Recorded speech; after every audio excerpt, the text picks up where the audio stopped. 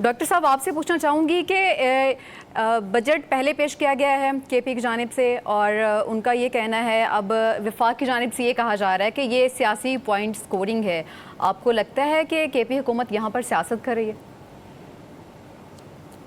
देखिए, मामला कुछ ऐसे है कि हमारे यहाँ नेशनल फाइनेंस अवार्ड के बाद अब 13 साल शायद गुजर गए हैं 18वीं तरमीम को। तो 13 साल में सूबों को अब अपने हाथ पांव हिलाए बगैर कोई 7,000 अरब रुपया विफाकी हुकूमत से मिल जाता है। ठीक।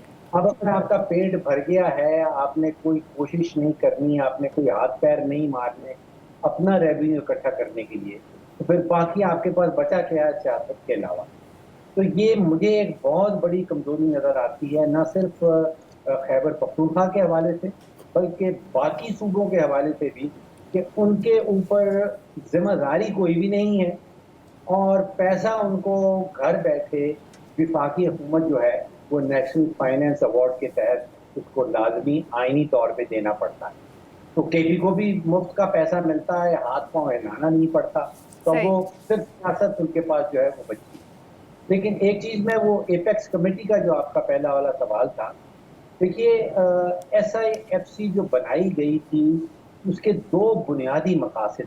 हम्म। एक उसका मकसद था पॉलिसी का तसलसल, क्योंकि बैरूनी सरमायाकार जितने भी आते थे उनका कहना था कि पाकिस्तान के अंदर नई हुकूमत आती है, नई पॉलिसी शुरू हो जाती है, पुरानी पॉलिसी खत्म हो जाती हैं, तो उसकी वजह से रुकावट थी फॉरेन डायरेक्ट इन्वेस्टमेंट। ठीक। अब यहाँ से कि जो जिसको हम कहते हैं कि स्टीयरिंग व्हील है, जिससे कार चलनी है, जो SIFC है उसका स्टीयरिंग व्हील जो है वो एपेक्स कमेटी कहलाती हम्म। है। अब एपेक्स कमेटी में अगर आप एक किसी ऐसे मेंबर को भी बिठा लेंगे कि जो तो कार की टक्कर लग करवाना चाहता, वो ना तो पॉलिसी का तसलसल चाहता है, ना कोई स्ट्रेटेजिक डायरेक्शन चाहता है इकोनॉमिक पॉलिसी के अंदर, जी। तो फिर वो तो सिर्फ तख्त या तख्ते की सियासत लड़ रहे हैं।